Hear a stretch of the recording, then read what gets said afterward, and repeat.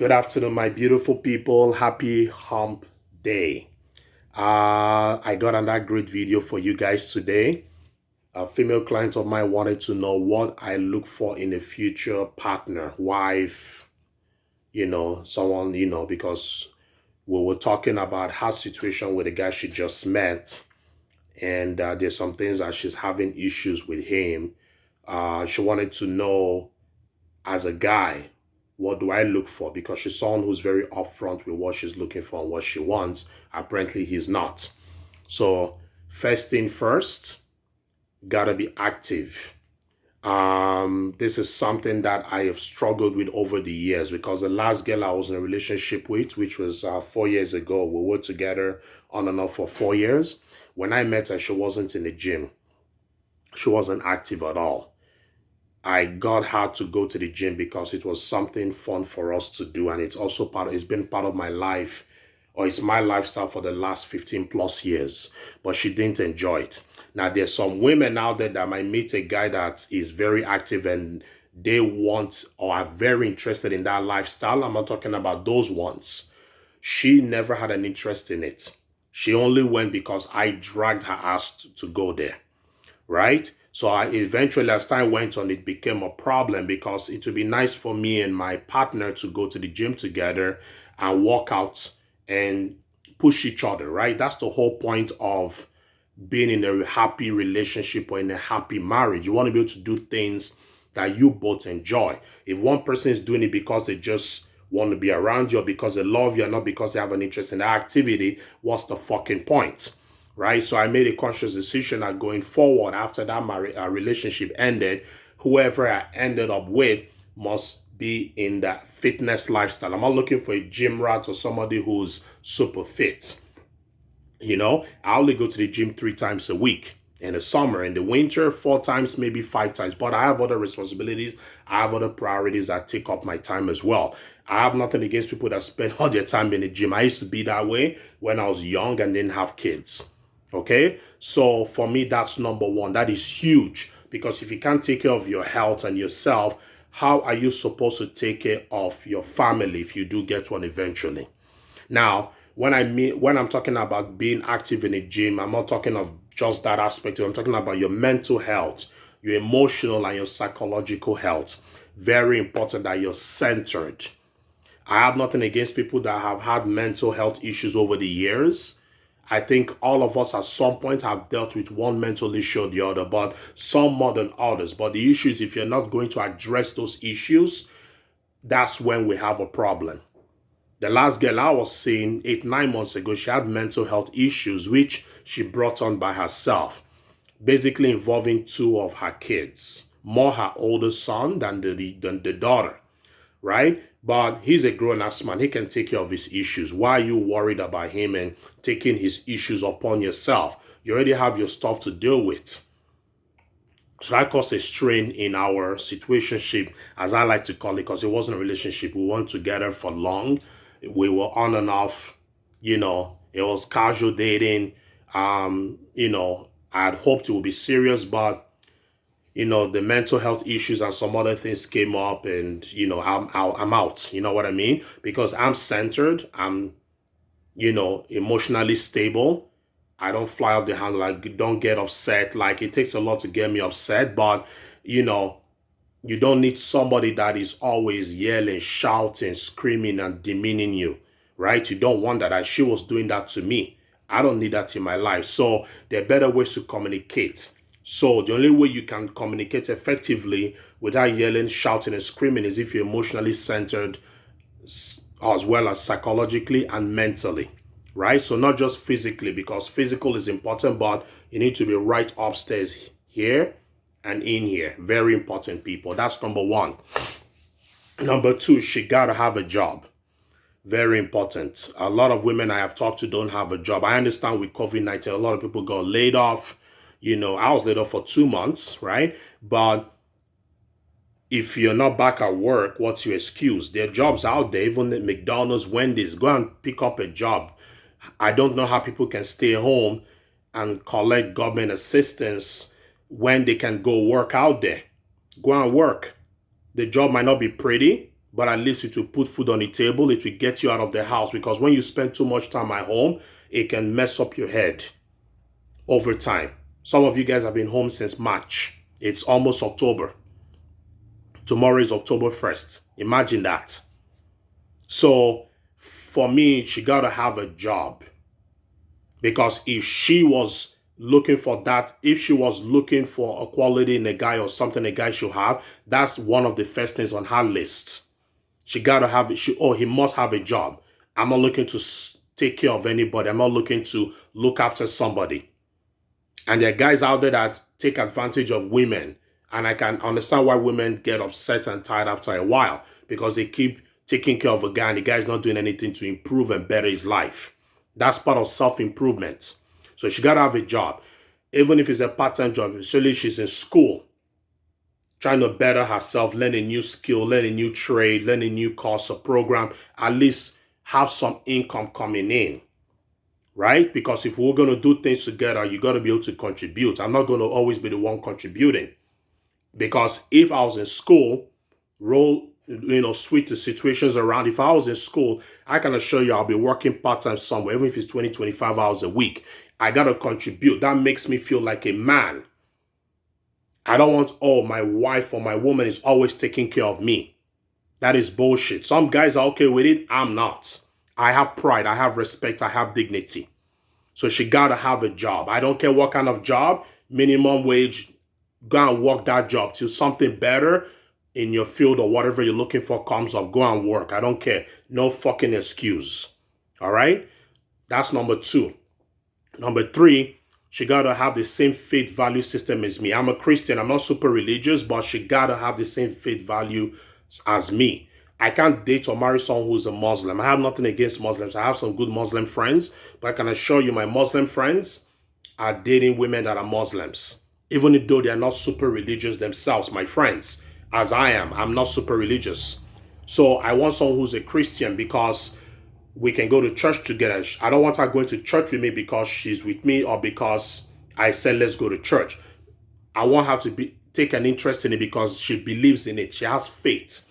She believes in Jesus Christ as her Lord and Savior, right? That's what I'm looking for here. I'm not looking for somebody who's super religious and is a prayer warrior and prays and prays and prays and shouts and speaks in tongues. I don't like those kind of women. The woman I like is someone who's a good girl outside, but in private, she's a bad girl. You guys know what I'm talking about. I'm not looking for Miss Goody Two Shoes. I'm not innocent. I'm way past that stage, people. So that's important for me that we both have the same faith value and system, because also if we decide to have kids, you want your kids to grow up with the same faith value system.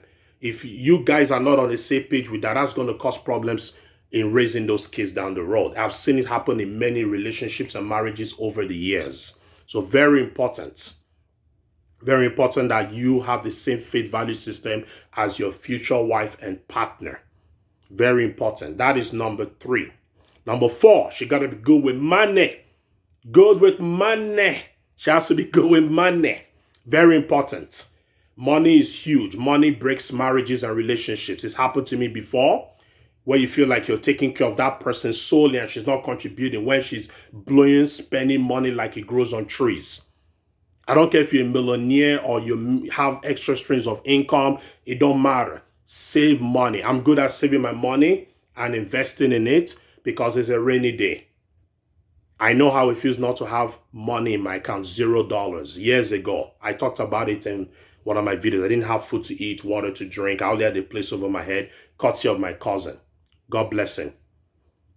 So I know how it feels to have money and food and water. I appreciate the little things. So if you're someone that blows money on shopping, frivolous crap, you and I won't get along because we're going to butt heads, right? I'm not stingy by any means. I spend. I do take care of myself when I have to. But sometimes you have to use money for what's more important, not just paying bills, putting money away for the rainy day. You want to start a business, whatever it is. Maybe help somebody out. Don't blow it on stupid shit that doesn't return an investment for you. That is crap. So very important, she got to be good with money. Very good with money. If you blow money, we're going to have problems. Okay? That is number 4. Number 5, she got to drive. She got to have her own car. She got to have her own place.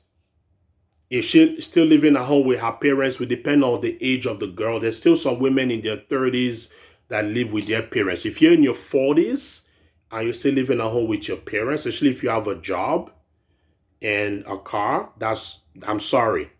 And and you've never married or been with anybody, what's the point? What are you doing living? I've not been at home since 15, 20 years now, living with my parents. I've been on my own.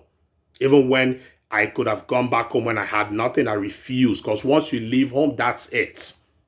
Going back is bullshit. I know some women have told me they've gone back home to help their folks. Sometimes I wonder if that's true. I think maybe you just went back home because it was more expensive for you living outside and it was cheaper to move back home. It just so happened your parents were not doing well and you have to take care of them. So that's the excuse they use, but that's garbage. My parents have health issues. I'm not moving back home. I can still take care of them from where I am in my own place. Okay? So you got to have your own place, have your own car. You got to have a license, man. License is important. You don't have your license, what the fuck are you doing? I'm not going to be your chauffeur. Because if the roles were reversed, you won't be mine either. You have things to do. You're not going to always pick me up when I say, oh, I need a ride to work, or pick me up from work, or pick me up from this business engagement. That is bullshit. You got to have a license. It's not difficult. I know some people I was that way. I'm a late learner. It took me a while to learn how to drive and start driving. I've only been driving for like 4 years. But then again, I'm 39 years old. So if you're in your mid-30s, early 30s, and you still don't know how to drive, that's a problem. If you're in your 20s, I can cut you some slack. But in your 30s, you got to have certain things in place. Having your own place. Okay, if you live with your sister, that's fine, or a female cousin, or a brother, that's fine.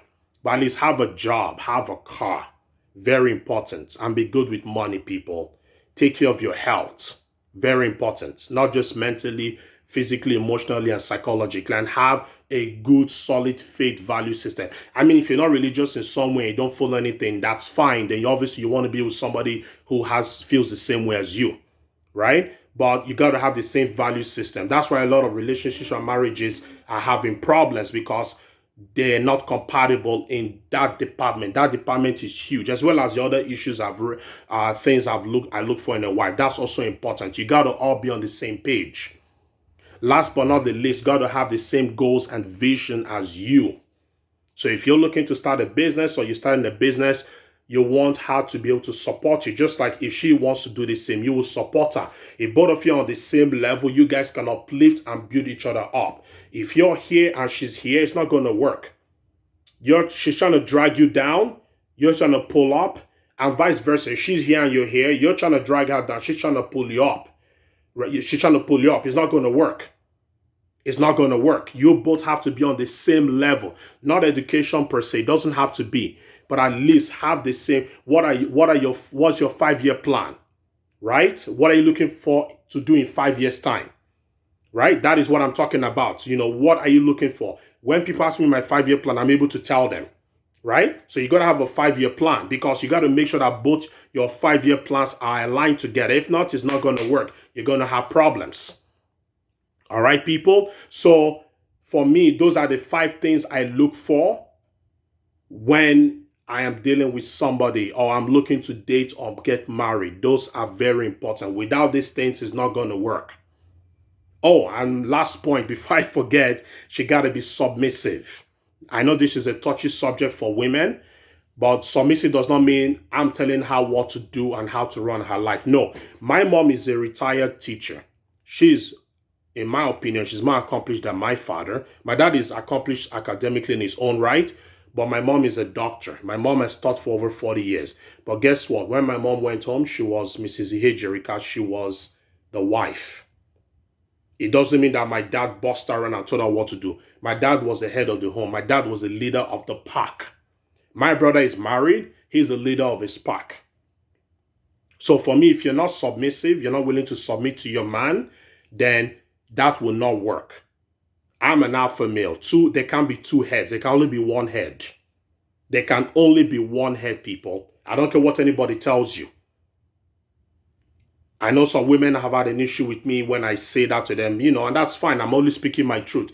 It might not be for you, that's fine. It doesn't mean that we're not on the same level and that we cannot help each other to be the best versions of ourselves. Well, I'm the head of the home. I'm old-fashioned. But I know with this culture now, with feminism and all that stuff, a lot of women have taken the role of a man. And I blame men to some extent because men have abrogated their roles as fathers, as role models. When I was growing up, the man was in charge. That was my father, my uncles. They were in charge. They laid the law down. You had to toe the line. But these days, the roles are reversed. I'm sorry. I will never submit to a woman. I'm the leader of the home. Some people don't like it, don't give a damn. That's your problem. But women talk about how they want a man who will take care of them for once. You know, they're always having to do everything. Letting a man take care of you means you're submitting to him. That means you trust him.